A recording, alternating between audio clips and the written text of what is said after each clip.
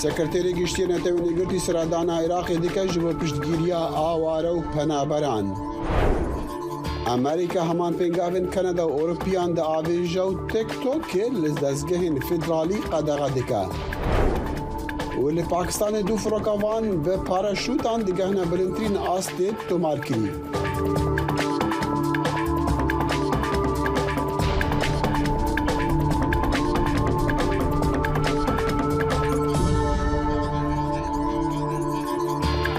دام باش بخير هاتن برنامه كرد كونكشن جدنجي امريكا لواشنطن نهاده مجمر حفتي سبيدا روجا چارشميه داخل شمو هيفيا دمن خوش جواراديكا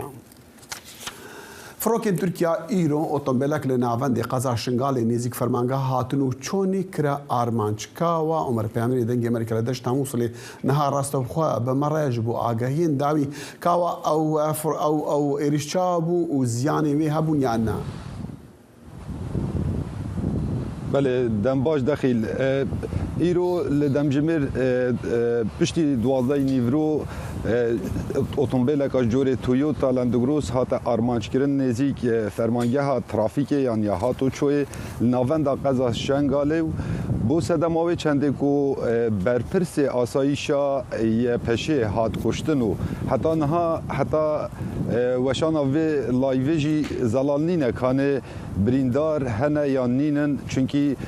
یه پشه چه داخویانی فرمی حتی نها نه بلافکرینه دور و چنده داخل مدویت از آماجه پی چنده بکم که بردمان کرنا فروکین ترکیه فروکین به فروکوان بردوام هبون اول اسمان شنگاله هیا جبر کو وکوهین آگادار دو از لقزا شنگاله بومو دنگ فروکان بردوام تیتا بیهستن لو ما بردمان کرن یا فروکان جلای سپای ترکیه و بویا دیاردک یعنی خلق فری وی تشتی بویا هندک جارا روزانه اف دیاردت هتا دوباره کرن هندک جارا جی هفتی جارا کیان مه چند جاران بله کاوا او کسی هاتی کشته تا گوت یکش سرکردین یا بشه یکین برگریا شنگالی یعنی بروانیا شنگالی بون او ناوی هاتی از ناسین او کیا چکو جمالک جوانا هنا او تین تاوان بارکرن کو سر به پکی کنا او دقال 18 شعبی نجی ببورا فرمو بله خو برپرس آسایشا یه پشه لشنگاله هر کسی که ازدیه کره شنگاله خلک شنگاله جبال هزا یه پشه و هاتیه دامزراندن لویره لی هبونا گریلایم پکه که حتی نه هاتیه زلال کرن لی وگوته دا دیار کرن که سپای ترکیه فروکین ترکیه به بهانه هبونا گریلایم پکه که اوی دورید که آرمانچ هر چنده نها اگر تو قضا شنگال داخل لبنانی هزن یا پشه لوی دوری به آلای کردستان نه سیبر آلای کردستان نه بشوی که فرمی او هاتینه دامزراندن لسر میلاک 18 شعبی سر حکومت ناوندی و بله لدود بیجلیس آلای کردستان اجرات کنیم حکومت عراقیان حکومت هریمی چه داخویانی دانه لسروان ایریشان یا پیرکو دیسا سیکس کشتبون و دوهی ما تدیتی و کتابودی توجل وربول البهیاوان و ایروجی او ایریشی بویا چه داخویانی جم حکومتان هم یا بقا و هم یا حولی در کردن یا نه جاره دست پی که مدوید از بحثا حکومت ناوندی بکم حکومت ناوندی او چندین جارا اف ایرشل شنگالت دوباره کرن چه هلویسته که وصای دیارنینه چه داخویانی یا بیان نامه که درنا کردم تنه دجا تیرورا حکومت هرم بیان نامه که بلاف کری یک کوته دا وکو من بو هوا دیار کری یک کس هاتیه کشتن او ایرشه دا اوانجی وصا دا خویا کرن بله داخل مدوید از خالکا گلکا گرنگ دیار کم بوتا و بو بینر و بیسرین دنگ امریکا کو اف ایرشه تینه کرن سر فرماندن یه پشه فرماندن یه پشه نها تنه دیارین تنه ناوا سیاران دانه جبر کو دو من هفدیتن دیگل دوسه اکا کر او یان تنه شوفر لگل یانجی او تنه چونکه او دانن او یدبوین آرمانجم فروکا جبر هنده و نویتن گلک چکدار در دورت وان بن بردوام او ابتنینه کاوا عمر پیامری دنگ امریکا داشته موصله راست خوب مرا بو گل که سپاس کاوا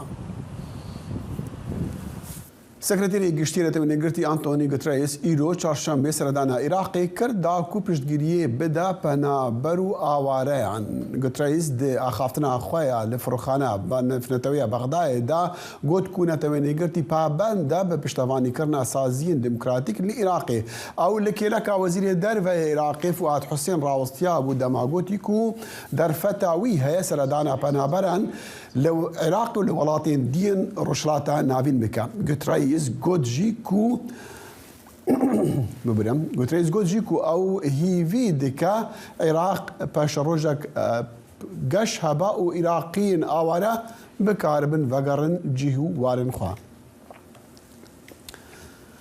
امروك بنوي برلماني عراق كردستان عراق سبارت بچند پرسيك بري وچول نوياندا دسلكار كشنوي حوت برلمانتار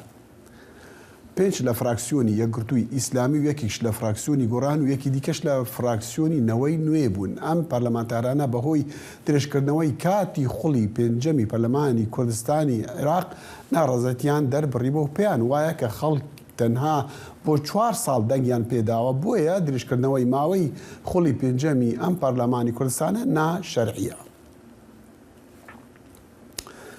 هەلز بۆتانی لە فراکسیۆنی یەکگرتووی ئیسلامی کوردستان بۆ دەنگی ئەمریکا باس لە هۆیەکانی دەست لە کەرکشانەوەی خۆی دەکات. ایف یاسا و دستورا پیتیوی خلا پرلمانی 4 سال بتن 6/11/2022 اف خلا پرلمانی خلا پنجب کوتایی تیتن لیوک عرفک بوجارا 7 و 8 فیر بوینه دست سرکاتیا پرلمانی همی گاواوی مافی شوالاتی کردستان ورد گیرن درشکنا ماوی پرلمانی دریجه کا نقیاسایه و هم چوارین جی محکمه فدرالی کادی چبریاری داتن سروی درشکنه برهندی جی ایک مافی حوالاتی دنگ خوب بداتن ات ماوی دست نشانگیری دا بخلا پرلمانی دومیش ام کوتایی به وی عرف نیاسایی و نیشرین و عرفه که سقطه همی گاوا بیانویت جدا جدا خلا پارلمانی بتدریش کنیم.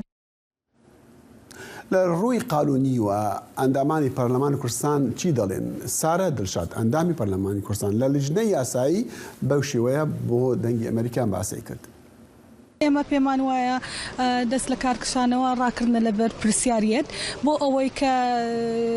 دەبێت لە پەرلەمان ببینەوە بۆ ئەوەی گرفتی هاوڵاتیان و کێشەکانی هاوڵاتیان چارەسەر بکەن و ئەو بۆشایە دروست نەبێت. ئێمە بە یاسایی ئەم درێژکردنەوەمان کردووە بۆ ئەوەی لایەنەکان ڕێکەوتن بکەن. حسیبە گردیش ئەندامی پەرلەمانی کوردستان لە فراکسیۆنی پارتی دیموکراتی کوردستان داکۆکی لە بڕیاری پەرلەمان دەکاتن هەڵبەتە بۆ درێژکردنەوەی ماوەی خوڵی پێنجەمی پەرلەمان. ميدان نجبروان يا قرتي بوان دكاري صلاة سي بيشنيازين خو جنجشيب كانوا بيجن كو هنگ آمادنا بند التمن تحديد ويدا هل بجاردنان بكن عمد بايكوت كاينو داس الكار كشانه كاين خير وتن خاباندنا وكار كردنا بو اوي بشن نسبه كاد كرسي كان خول برلمان كردستان زيد بكن بل اوجي يا ديار خلق هرم كردستان خلق كه هشياره يچا وكريه ابدبين مبدئي كي دقل ما فو استحقاقات وانا کی دیگل پاراستنا قواره دستوری هرم کردستان کی دیگل و یک دای پروسس سیاسی هرم کردستان بشوازه کی دموکراسی بهتا دست و دست کردن امانه بأمر دنگی امریکا لحولری احمد زباری لجوینا پارلمانی بو ایرو و هلبت وی او هف پیوین دگل وان اندام پارلمانی کریا جبو پتر آگاهیان لسر جوینا ایرو احمد راستو خب مرة احمد جوین بری هرتشتی چاوا بو و اندام دین کو دجکار کشانه خدای او چت بیجن لسر و درش کرنا دم پارلمانی بله داخل دما باش دما بینر دنگ امریکا باش من حال پارلمان کردستان عراقینا کمک بریان نها جوینا پارلمان کردستان عراق بداوی هات بپرانیا دنگان او 7 پارلمانتارین کو دستشکار کشانه خو پیشکش کری هات قبول کردن او 7 پارلمانتار هر 5 پارلمانتارین یگتو اسلامی کردستان پیکاتوج علی حمد صالح یا گوران و هر و دکتور کاظم جنوی نوی وان 7 پارلمانتارین پشتی دست کارکشان خو پیشکش کړي جوړه کې کو د روزا ششه ماه 11 سال 2022 کو دم پارلمان کردستان عراق هاتی درش کردن وان به نشر عیونه اسایی قبول کړو لورا جبلی وان حف پارلمانتار جی پارلمانتار کې دیجی بریان هاشان عسکری دست کارکشان خو پیشکش کړو بهتری 15 پارلمانتار جی بایکوت اجمین پارلمان کردستان عراق کې هر جبر درش کړه تمنه پارلمان کردستان عراق له فراکسیون د صلات بحثوي کې کو درش کړه تمنه پارلمانی ضرورت بوش برکو ج قوناغ انها بو وان پرزګری کو کېشن نوبر الالین سیاسی درباز به پشتي چندین جوین هاتین کرنه گشنه چر کفتنا لورا جوینا پارلمانی هات درش کړه بله دخیل بله باشه کلی شنو وانګرت پارلمان دی جوان به پر کړن یا نه د فالامینتن بله بدخل حف پارلمانتارین دند و جهوان بگرن دما 2018 کو هلبجاردن هاتین کرن هلبجاردن خولا پنجه پارلمان کردستان عراق یگرتو اسلامیه کردستان لجر ناو کی کو دگل بزودنوا اسلامیه کردستان بناو برای اصلاح چاکسازی خوار را گاندبو بشداری هلبجاردن اندا کرن هند اندامن پارلمانت اوین کو دست کار کشن یگرتو لجهوان و اندامن بزودنوا اسلامی ورن جهوان جبر کو یگرتو اسلامی کردستان و که حزب خوابک شاندیا پارلمانتارین وان لورا بزودنوا اسلامی و جواب بگره کمیسیون پیشکش کریه اف 5 پارلمانتاره و زورترین دنگ آنینه و جواب 5 پارلمانتارین یگرتو اسلامی کردستان و بگره داخل او باش احمد اگر در فتح بس خازم آماجه بیان بله هر یک عبدالله ورتی و حسین گردچالی و کامل محمود و هر وها لیلا علی و نسرین توفیق افج بزودنوا اسلامیه کردستان و جهوان 5 پارلمانتارین یگرتو اسلامیه کردستان بگرنو دلیر عبدالخالق جیته گوتن کو جه علی حما صالح بگرو مهدی خاکی جو جه دکتور کاظم بگره جنوینو له نوینو خو بایکوتا جوین پارلمان کردستان عراق کریه اف نزال کاندید نوینو ور جهوان یان جینا هر وها بله دخیل بله احمد متخاذ بزانم يعني مسألة ناشرعيتيا برلمان دريشكنا دمي برلماني هندك الآن بحث ذكر نوي يكي جوانا وقرانجي تشاوا اگر او للديجي دريشكنا دمي بنو هناك اندامي دي بيخنا جهه وان كاسيت كو دست دكار كشنا خدان چكو نبتني افا هلوستي وان انداما بلكو هلوستي وفراكسيوني بقشتيا وحزب بارتيا بله داخل هند جاران اعضاء پارلمان دنابان فراکسیون دا پیگیری به بریارن پارتین خو فراکسیون خو حزب خانه کن بونمونه عثمان کانی کردی فراکسیون کمال اسلامیه کردستان کو کمال خو بایکوت جوین پارلمان کردستان کړي له اوهات پارلمان کردستان او بایکوت شکاندو آماده نبو بچا جربار وان داخوازی وان بریارن حزب خو لو حزب واجی بریار دکو وی تو چو پیوندی به فراکسیون ونینا او جی باشداری د جوین اند کړو او د بیجه از دبینم حلال نینه جبو من از بایکوت بکم و موچه پارلمانتاری ول بگرم لو رامن باشداری دجبینا پارلمان داکریه وکا من آماجه پیدای او کاندید نوی نوی نزل لجبر کو نوی نوی بایکوت جبین پارلمان کریه ل داخل و کو کمیسیون بالا سربخوی البشارتن ناوان پیشکش دکیم کو پرانیا دنگان به دست خو و اینان او جوان پارلمانتاران بگرم او آماده نبون و کسی دنیا کو زورتین دکانی بله سپاس احمد هند دم ردد ما احمد زباري بامي دنگ امريكا لهولير اللي بيش برلماني هرم كردستان العراقي بمره ابو سپاس برنامه هفترنگ برنامه كنري يا بشي كردي لدنگي امريكاي از لقمان احمد هر دو هفتي جاركي ودبم قركي ناو اختي چاندو نرارنكي بمرنه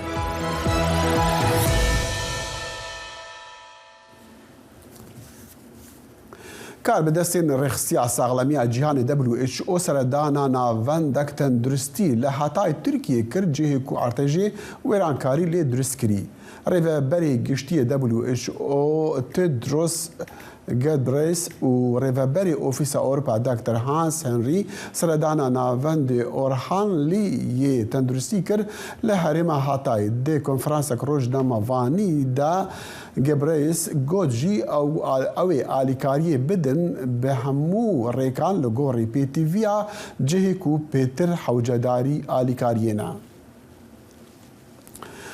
آژانسا پنابران یا نتوین گرتی دبیجا دبکو زیدتری 5 میلیون سوری جبر ارتحاجی کو دششی مها شباط دا لحرم دایی بمال بمینن دنا افوان دا جماره هری مازن لپاريزگاه ادلبنا یاد بن کنترولا سر هلداین سوری دا کو کم آلیکاری جی دگهنوان لگو راپی دا چونکا دنگی امریکا لستانبولی اگر زوترین دم خوار نگهوانا اوی راستی کریزا برسیبن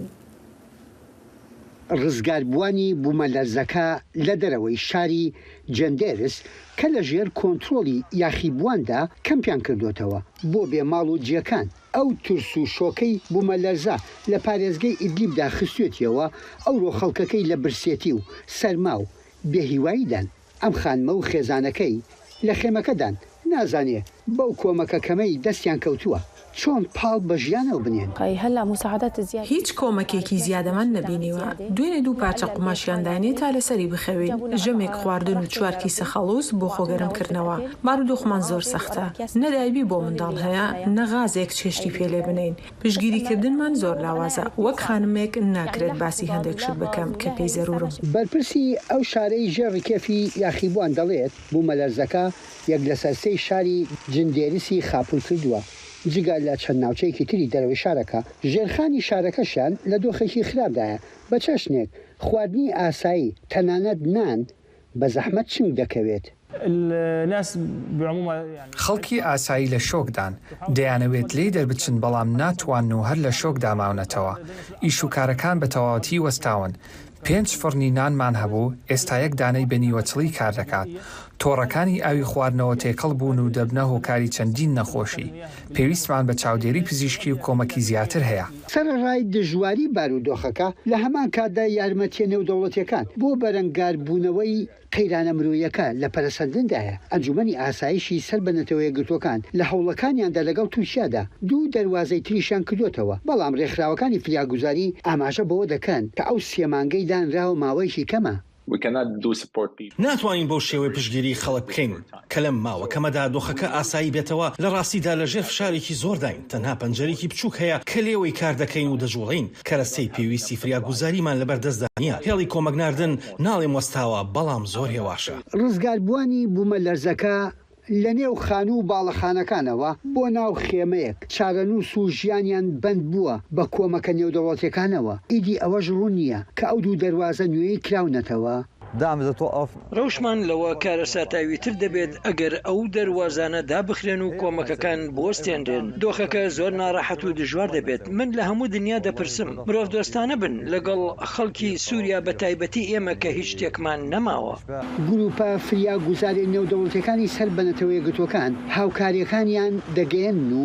دەچن ناو ئەو ناوچانەش کە لە ژێر دەستی یاخیبواندان هەموو لەگەڵ کاردا لە پێشبڕکێدان کە برسێتی و سەرما و نەخۆشی هەڕەشە لەو کەسانە ئەکا کە لە مەرجی بوومەلەرزەکە ڕزگاریان بووە یحیا بەرزنجی دەنگی ئەمریکا بۆ راپۆرتی دۆریان جۆنس لە ستەمبولەوە جبو ناسکرنا وێنێ سیاسی لە تورکیا بەری ئارتێژی و پشتی ئارتێژی ئەمنها میێوانداریە دەکتەر وەهاب جۆشکن ئەکادمیست و شرۆڤکار لە زانکۆیا دژلە لە ئامادە دکن دکتۆر دەمباش سپاس بۆ دەمێوە یعنی تتکاری وێنەیەکی نەها لە تورکیە شمارە دیار بکی هەلبەت ڕووی سیاسیدا بەری ئارتێژی و پشتی ئارتێژی چی دەبە؟ ارتش تسلیکی مزید سیاستشی چه کرد براستی muhalefeti parti opozisyonu ji bo erdhişê destleftdarî suçlar dikin yani ji du alî suçlar dikin hem belê erdhêjê tedbîrê gerek ji alî destleftdarî bêgirtin nehatî girtin û piştî erdhêjê jî gerek alîkarî û tedbîrê ji alî destleftdarî bê dayîn wana ne dayîn ji vî alî gelek rexneyê mezin li destleftdarî dikin. Li alî destleftdarî jî dibe ku vî erdhêjekî gelek mezin bû li dîrokê dinyayê de jî vî erdhêjê çênebû ji bo wî derfetê me gelek têne fakat hikûmetçî destêyîtê heta ji destêyîtê vana nîşan dide vana dikir xizmeta gel piştî erdhêjê ez wer dibînim دبینم حتی هلبجارتنه سه مهمایی هلبجارتنه حتی هلبجارتنه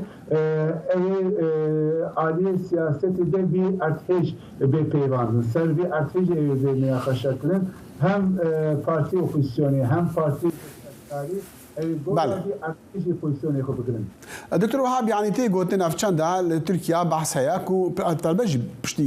بشتي ارتجي كو رانغا اردوغان باوريا خو بغهر لسر مساله پیش خستنا دمي برلمان رانغا دا خوازا باش خستني بكلوما راغاندني فرمي تننا و يعني سيناريو هنا پیش بخا باش بخا يعني باورياتا يعني ديارة لهندك جاجي هاتيه قلت كو اردوغان دو خوازا كوان هالبجاتنا صالة كي باش بيخا راسته عنا بیا هات گفتم فقط در حق زیاده بیان کی فرمی نهات کرد لعلی دن در دور آنکاری لپلیس آنکاری وقت هنگون نزدیکن دستلاتداری دبیجن کی دخوازن وی هالبجارتنه چه بده دو حب دیوکی در حق زیاده یک 14 گلانه جی 18 حزیرانه احتمالا مزن او کی ده 18 حزیرانه ده هم البجاتين الكوماري هم البجاتين البرلمانتي اوي تشيبز از باور ناكم دستلاتداري جبو وفيه البجاتين دور بخياجي داوي بعدنا فيه البجاتين در حق ديال البجاري كي نجي كي يا غلاني ده يا حجراني ده بي هالبجاتين تشيبك ديارة سروك أردوغان ديسا نشانك وصادا كو أو كسن بقوتناوي كو ناوي دولتي خراب ديكن وهلبت بارتين اوبوزيسيون دنافوان دجي وقالك جي ميديا كارون وقالك سازين النفنتوي نجي رانجا المروفاني من النفنتوي بيجا الدولة وحساب بوان رابكا يعني افتي بتشواتاي بیا tabii بیا gelek hatırah nekren libra ki kemasiyat devlet aynı zaman destlatdari reveberi dijivana sekini fakat bir siyasetteki ne rastı siyasetteki ne dürüstü zamanki ne dürüstü çünkü gelek bir herema artejide gelek elkevani mezin heyi ihtiyacı vani mezin heyi vanatinin zaman parti opozisyonu lalidine sazi Civatici Banati'nin zaman Erdoğan ki Erdoğan yaji reveberi tamamı ki Van Kemalistinin zaman da hakivana da gerek zamanaki tüm partinin biyajı Türkiye hem Türkiye hem aliler hem ali parti opozisyonu teyre kılın. بل هر مسألة هالبجراتنا دا دكتور وهاب يعني أوبسيون شد بيجا وحتى أنا هوان هزرا نامزدي خوا كرياج بو سلوكاتي أجر هالبجراتن لوقت خو بيكرن يانجي زوتر بيكرن Ya ihtimal halbijatine zutır çekirin ama yani duhab vakmin god tarihiyek gulan yekci hazrani de divan tarihade iki de halbijatine bir çekirin. Hila namzet diğer ne kırılın? Sıvı parti opozisyonu civarını behebdu bir cibin. İhtimal anlazın ev ki dedi ev ki dedi cibini de namzet akı fakat diğer metin hatta evden Erdoğan sekini ki Erdoğan jibo halbijatini bilar bedirir. دكتور وهاب جوشكن أكاديميست وشرو فكار لزان كويا دجدا لأمد بمرابهم قال كي سباسياتتكن أسباس طبعا نهاجي أزرو بكم هافكار أخو أوزلم ياساك وهالبت روشا داوي لتركيا تشي دبا وهجماري كوتين الراقة هذا هم قربانيا هم يكسين كو نديارن بره داخل روشا فلاكت وكراسة تركيا دو بشكل يعني بساعتها إيرو هجمارن هيري گرینگین داوی راگه هم لگور آفاده مخابن هجمارا مرگین جبر ارد هجی گیشتی 49,000 و 89 کسان امکان بیجن کو گیشتی 50,000 کسان هر وها آفاده دازانین کو جه ارد هجا یکی یال مراشی ور و نیزی زیدتری 10,000 ارد هجین küçük çebune و هنجی بردوام دکر بله دنگیتا دیاره دنگیتا باش نای اوزدام دنگیتا ندرستا امین بچن وینا وری امی وگرن هاتا دنگیتا درست کرن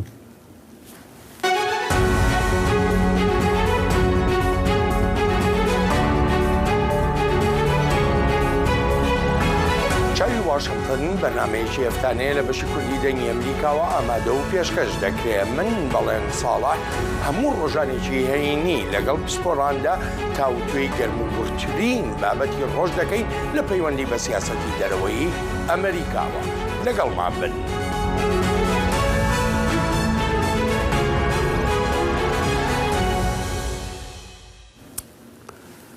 مازنا اندامێکی دموکراتی کۆمیتەیە دەرڤەیە ئەنجومەنی نوێنەران دی کۆنگرسی ئەمریکی داگوت و ئەو لێ دژی پێشنیازە کۆماریانە و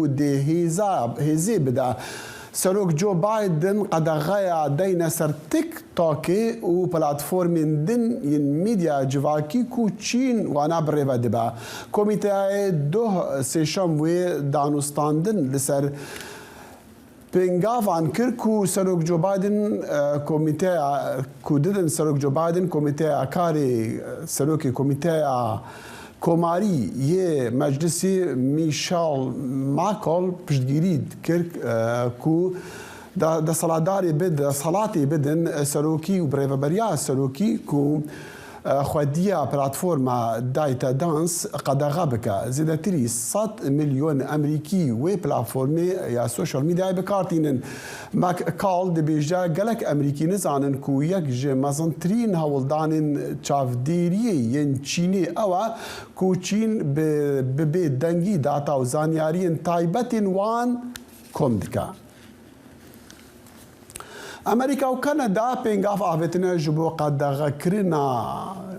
تیکتۆکê li ser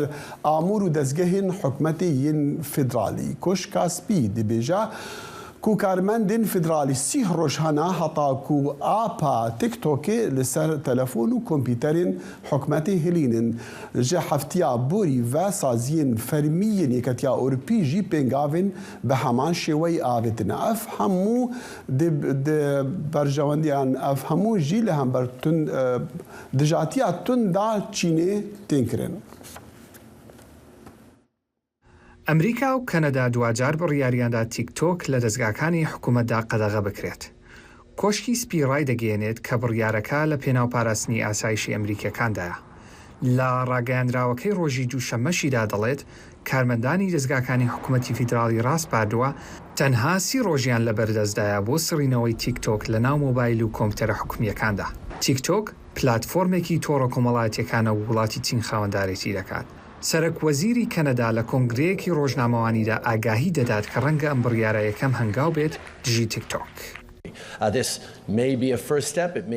ئەمە ڕەنگە یەکەم هەنگاو بێ یا ڕەنگە تاکە هەنگاویش بێ کە پێویستە بیگرینە بەر. بەڵام لە هەر هەنگاوێکی داهاتوودا ئێمە ئەو کارە دەکەین کە دڵنیامان دەکاتەوە کە نەداییەکان پارێزراون.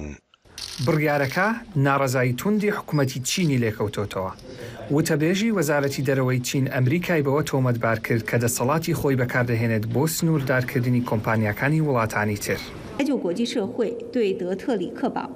وەکو زلهێزی جیهان دەبێت ئەمریکا چەندە لە خۆی دڵنیا نەبێت و بەم شێوەیە دەترسێت لە بەرنامەکانی مۆبایل کە هەڵبژێراوی دڵخوازی گەنجەکانە. ئەمریکا خەریکە بابەتی ئاسایشی نێتەوەی فراوان دەکات و دەسەڵاتی خۆی بەکاردەهێنێت بۆ چەوسانەوەی کۆمپانیەکانی وڵاتانی تر. ئێمە بەتوندی دژی ئەم بڕیارە هەڵانین.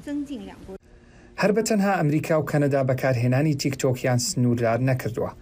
لە هەفتەی ڕابردووشەوە هەریەک لە کۆمسیۆنی ئەوروپا و ئەنجومەنی یەکێتی ئەوروپا و پەرلەمانی ئەوروپا بڕیاری هاوشێوەیان داوە.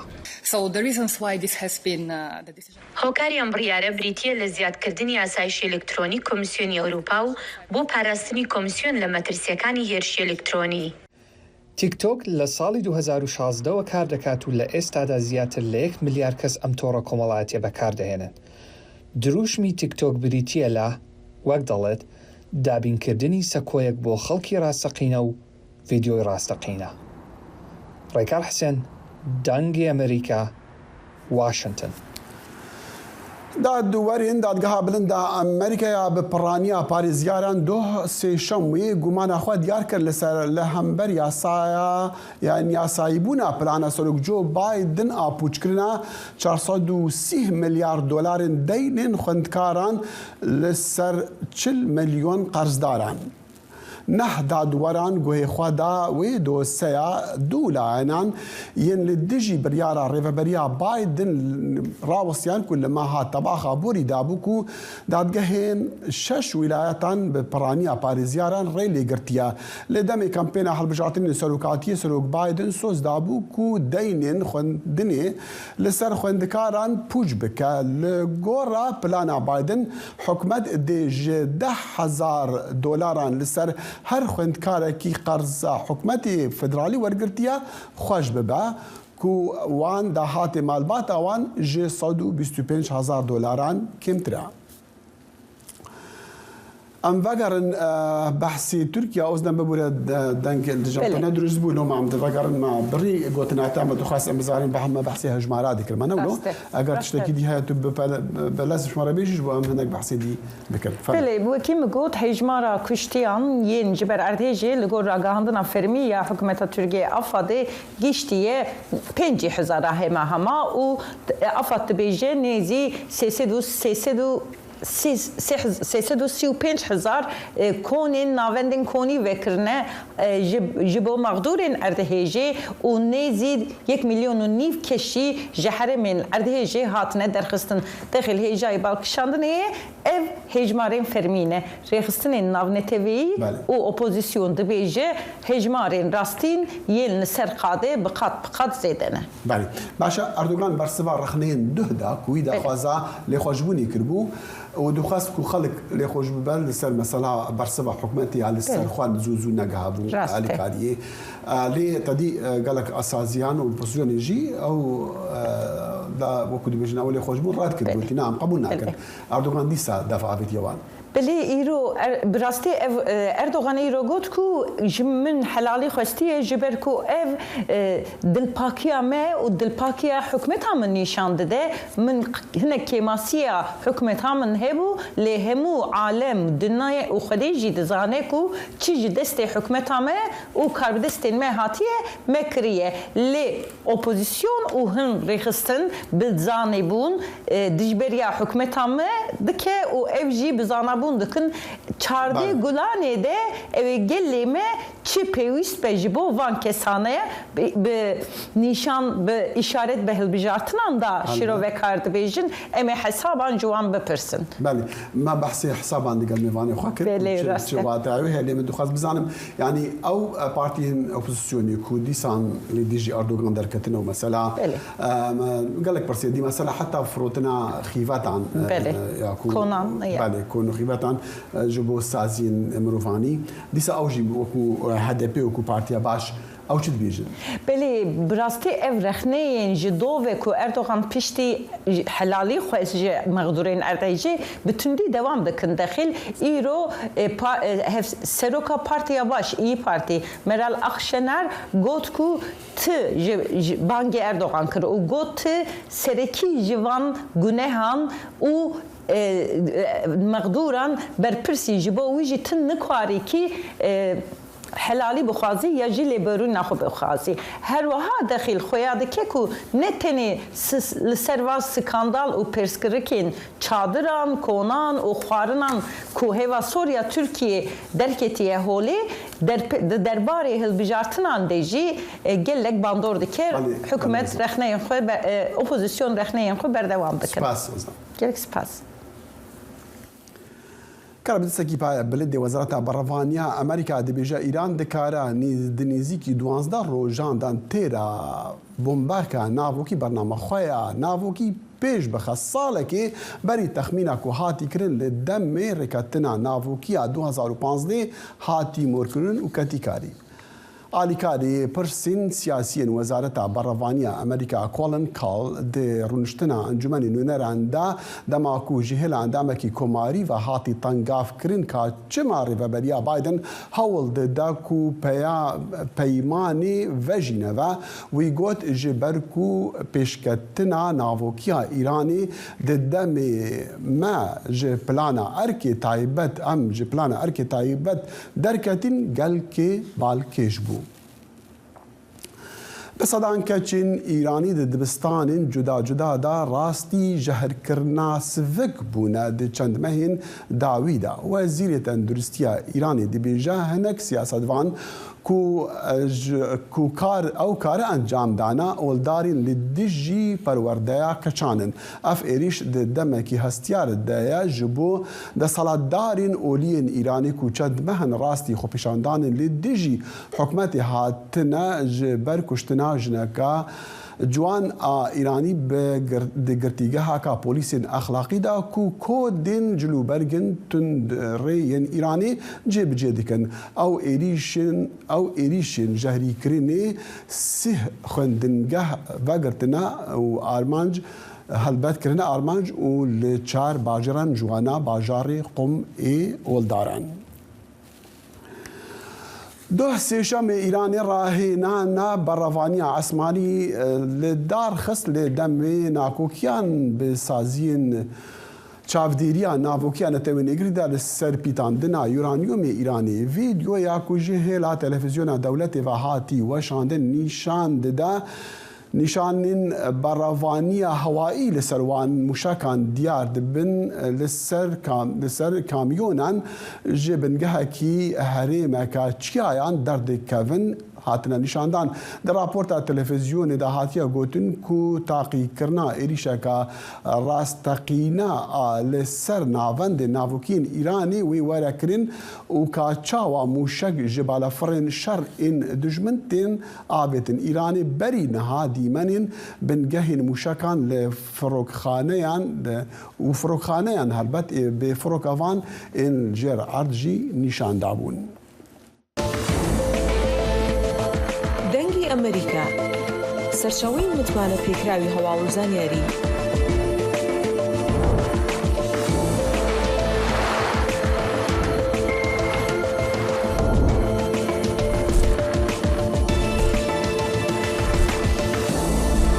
لە ماڵپەڕ و تۆڕە کۆمەڵایەتیەکانی دەنگی ئەمریکاوە ئاگاداری هەواڵ و گۆڕانکاریەکانی جیهان بە.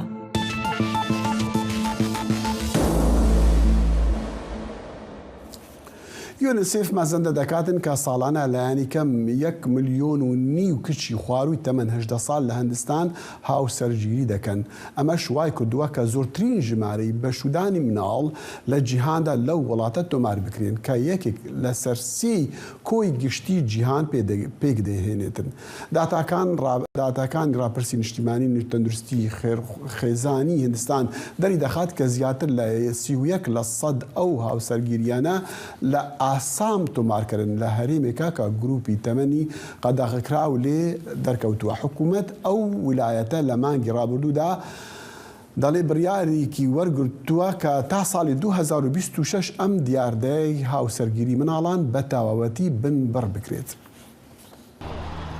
ئەم ژنە کە وا منداڵەکەی بە باوەشەوەیە ناوی نوریجا خاتونە و تەمەنی 19 ساڵانە لە بەردەم پۆلیسخانەیەکی خۆجێیی گوندەکەیان لە باکووری ڕۆژهەڵاتی هیندستان ڕاوەستاوە و دەیەوێت هاوسەرەکەی ببینێت بەر لەوەی پۆلیس بەرەو دادگای بەرێت.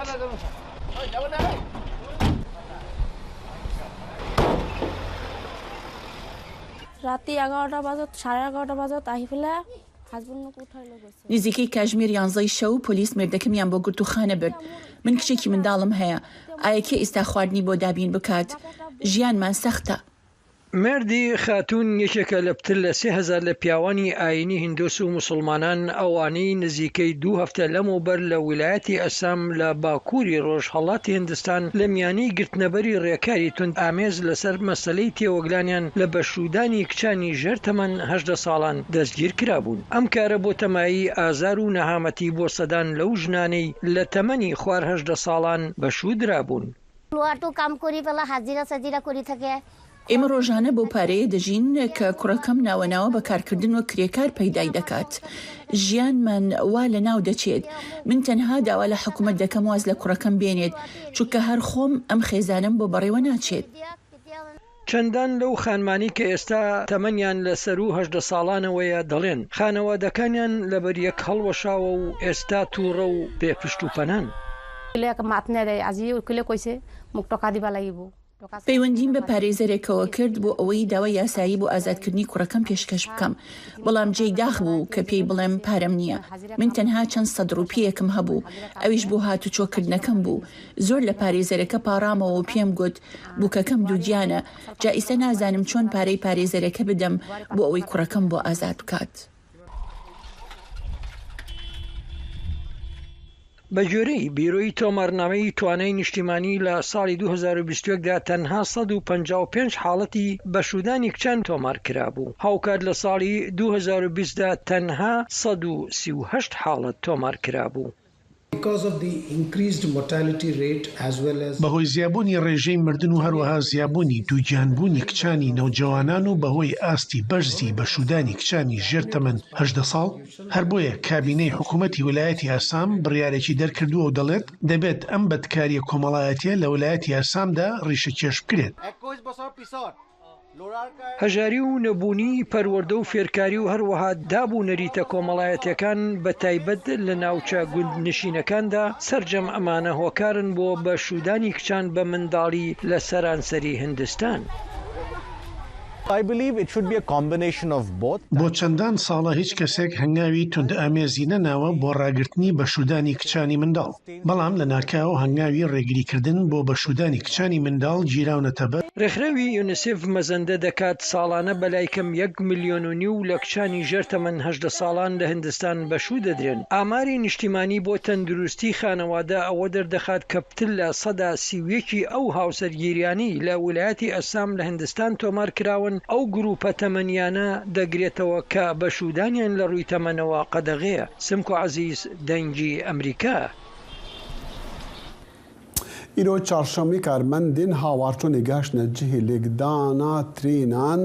lê Bakurê Yûnanistanê ku herî kêm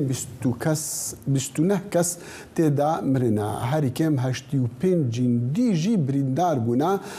Duh de sêşem wê berî nîşevê dema ku trênek rewan lê trênek dî ya barhelgir day li nêzîkî Tampa û wergeriyayê cihê qezayê 380 kilometran Bakurî Etînaya. 305 kes swarên trêna sivîl abûn ya neferan li wê deverê dema ew qeza qewmî û trên wergeriyayê. Du فڕۆکەوان bi rengekî firokên mîna paraşûtan bi serçiyayên Pakistanê şiyane bigehne bilîtirîn astê tomarkirî yê firîna firokên bêmeşîn. هەر یەک لە ئۆراسیۆ یۆرینس و تۆمدی دۆلۆدۆت بە فرین بە گلایدەر قەشەنگترین و سەرکێشترین فرینیان تۆمار کرد و بوونە یەکەم فڕۆکەوان بتوانن بە گلایدەرەکانیان بەسەر چیای ناوداری ناساو بە کەیتودا بفرن و بگەنە بەرزی پتر لە 7 کیلۆمەتر و نیو. پێم وایە باشترین یادگاری کە لەم گەشتە بەدەستی دێنین ئەو دیمەنانن کە بۆ هەتاتایە لە هیزرمدا دەمێننەوە. وەک دەزانین ئەوە بۆ یەکەم جار بوو کەسانێک بگەنە ئەو ناوچەیە لە نزیک چیای کەیدو بفرێت. هەروەها ئەوە بۆ یەکەم جار بوو کە فرینەکە تۆمار بکرێت، هەر بۆیە گرتەی ڤیددیۆیی ناوازەمان لێدەست دەکەوێت. هەر یەک لە ئۆراسیۆ یۆرینس و تۆم دیدۆرلۆدۆت ماوەی 4 هەفتەیان لە چیایی بەستەڵک لە زنجیرە چیاکانی کاراکۆرەم بەسەر برد و چەند سەد کیلۆمەترێک فرین بۆ ئەوەی چیای کەیتو کە دووەم بەرزترین چیایە لە جیهاندا ببەزێنن. ڕەنگە گەورەترین ئاستەنگ فرین بوو بێت لە دۆخێکی هێزگار ساردا. لە ئاسمان هەندێک جار پلەی گەرما دەگەیشتە 30 پلەی ژێر 0% جا هەر بۆیە فرین بە گلایدەر بەو بەرزیە لە ئاسماندا لە ڕاستیدا سەختە. هەروە فرین بەسەر ئەو چیا بەستەڵەکانەدا ئەوەی ناتوانانی تایدا بە سەلامەتی بنیشیتەوە و یان بفرێت کارێکی دژوارە.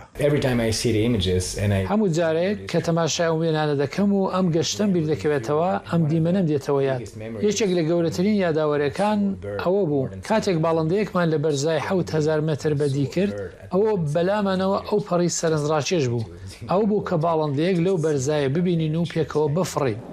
بۆ تۆم دیدۆرلۆدۆت ئەم گەشتە پڕ سەرکێشیە بریتی بوو لە چێژبینینی لە دیمەنی ئەو زنجیرە چیە دڵڕفێنانە. سمکۆ عەزیز، دەنگی ئەمریکا. دەگەڕێینەوە دیاردەی بەشودانی کچان لە تەمەنێکی کەمتر لە 18 ساڵیدا کە لە چەند کۆمەلگایەکی جیهاندا ئەم نەریتە هەر هەیە. بەڵام بۆ ئەوەی بزانین ئایا لە کوردستان ئەم نەریتە ماوە یاننا. ئەم پرسیارە ئاراستەی تایبەتمەندێک دەکەی. ئاڤان فارس جاف ڕۆژنامەنووس و تایبەتمەند لە بواری جەندەر و میدیا لە ڕێکخراوی ئێمە بۆ گەشەپێدانی مرۆیی. ئاڤان خان ئەم کاتت باش و داوای لێبوردنەکەین کە کێشەیەکی تەکنیکیمان هەبوو نەمانتوانی لەگەڵ راپۆرتەکە کە بینیمان لە هندستان ئەو دیاردە زۆر بڵاوە، یعنی دەوترێت کە 1.5 ملیۆن بە پێشمارەکانی نەتەوەی گرتووەکان کچ لە خواروی تەمەن 18 ساڵی بەشودراون. بە کورتی لە کوردستان ئەم دیاردە ماوە یاننا؟ ئەگەر مابێ داتاکان یان لە چه هەرێمێک زیاتر هەیە؟ ئەم کاتتان باش، هیوادارم بتوانین لە میانی گفتوگۆکەمانە بە وردی تیشک بخینە سەر بەشودانی مناڵان، ئەتوانین بڵین مناڵان لە بەرەوەی کە ئەو چانەی کە لەم تەمەنەیە بەشوو ئەدرێن هێشتا لە خۆناکی مناڵیان. ئەمە خاڵی یەکەم. خاڵەکەی دیکە ئەوەی کە ئەتوانن بڵێم ئێمە لە هەرێمی کوردستان بەپێی ئەو داتایانەی هەم دەست لە لای ڕێکخراوەکەی ئێمە هەیە، چونکە ئێمە لە کەمپەکان ئیشەکەین چەندین سنتەری کۆمەڵایەتیمان هەیە، خەریکە لە حاڵەتی دیاردە دێنە دەرەوە، چونکە خۆتان ئەزانن دیاردە قەبارەی گەورەترە لە هەندێک لە حاڵەتەکانە یاخود لە کەیسە، بەڵام هێشتا داتاکان یا ژمارەکان جێگای دڵخۆشی نین. هێشتا ژمارێکی زۆر لە چان دوور دەکەونەوە لە خوێندن بەهۆی ئەوەی کە لە خۆناکێکی مناڵ ئەچنە ناو هاوسەرگیریەوە، بەشێکیان بە زۆر بەشوو ئەدرێن، بەشێکیشیان ئێستا ئەمەوێ ئەوە بڵێم کە ئارەزومەندانەیە واتە ئەم کچانە خۆیان بە ئارەزوی خۆیان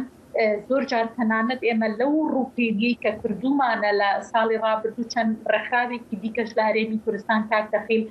سەرقاڵی ئەوە بوون کە ڕووپێویە بکەن بۆ بەشودان مناڵان دەرکەوت، ئەوەی کە بۆ ئێمە جێگای نیگەرانیە، بەڵام دەرکەوت کە بەشێک لەو هاوسەرگیریە پێشوەختی ئێستا ئەکریا هاوسەرگیری مناڵان و زارۆکانی پێڵێن ئارەزومەندانەیە، ئەواتە ئەوچە خۆی ئەوێ لە تەمەنێکی بچووکە بچێتە نێو قۆناغی هاوسەرگیری. بەڵێ ئاڤاخان، یاساکان لە عێراق و لە هەرێمش تا چەندێک بۆ ڕێگرتن لەم دیاردەیە تا چەندێک کاریگەرن؟ بەڵێ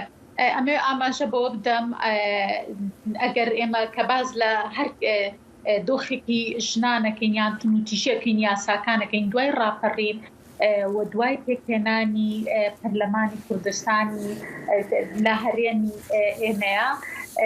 بەشێک لە یاساکان ئەوەی کە دڵخۆشت ئەکا مەدەنیترن، کراوەترن لە نێو یاساشا، بەڵام جێبەجێ دەکرێت. بەڵێ ئەوەی ئێمە ئەیبینین زۆر جار وەکوتم ئەو کێشە ئارەزومەندانیەکە زۆر جار تۆ کە ئەچیتە دادگا یەکێک ئەڵێ ئەوە تا من خۆم هاتوومەتە دادگا و هەردوو لە خێزانەکانیان ڕازین لەوەی کە ئەم کچە ڕاستە قۆناغی یاسایی جێبەجێ نەکردووەکە هەفتە ساڵە، بەڵام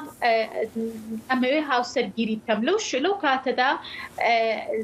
دادوەر ناتوانێت ڕێگری بکە و ئەمەوێ ئەوەش بڵێم بەهۆی ئەوەی کە ئەو یاسایە هەیە لە هەرێمی کوردستان کە یاسای هەموارکراوی یاسای باری کەسی، هەروە ئێمە یاسای ژمارە 8 بەرەنگاربوونەوەی دووچیژی خێزانمان هەیە لە هەرێمی کوردستان کە ئەمە بۆ خۆی یاسایەکە ئێمە بە دەستکەوتی بزوتنەوەی ژنانی ئەزانین، لەوێدا ئەویش ڕێگری ئەکە لە هاوسەرگیری زارۆک و هاوسەرگیری پێشوەختە، بەڵام زۆر جار ئەبینین بەهۆی هەر ئەو ڕووپێوانی ئێمە کردومانە بەهۆی هەبوونی ئەو بڕگە یاساییە بەشێکی زۆر لەو کچانە کە هاوسەرگیری پێشوەختە ئەکەن ناڕۆنە نێو دادگا، ئەزانن دادگاکان ڕێگری ئەکە لەوەی هاوسەرگیریان بکە. ئاڤان کاتەکەمان بەرەو کۆتاییە بە داوا لێبوردنەوە دەمویست لە کۆتاییە پێم بڵی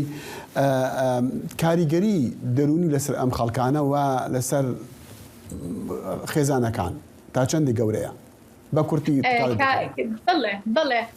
بێبەشبوون لە خۆناخی مناڵی خۆ یەکێکە لەو پێشانەی کە دۆخێکی دەرونی بۆ کچەکە ئەسازێنێ پاشان ئەو کچە کە ئەچێتە ناو هاوسەرگیری بێگومان ئێمە ئەزانی کۆمەڵێک گۆڕانکاری فسیۆلۆژی ڕوو ئەدات لەوانێ دووگیان ئەبێ بەدایک و لە وڵاتی ئێمەیە لە هەرێمیستان لەبەرەوەی ئێمەشا بینەی تەندروستیمان نییە و سیستەمی تەندروستیمان کێشەی زۆر هەیە زۆر جار ئەو کچە مناڵە ڕوبەڕووی کێشەی داراییش ئەبێتەوە لەبەرەوەی سەرچاوی دارایی نییە. زۆر سپاس ئاوان جاف ڕۆژنامەنووس و تایبەتمەندی بواری جەندەر و میدیا لە ڕێکخراوی ئێمە بۆ گەشەپێدانی مرۆیی زۆر سپاس بۆ گۆهدارین کۆرت کۆنەکشن تا سبەی هەر شاد و بەختەوەر بن و خۆداحافیز.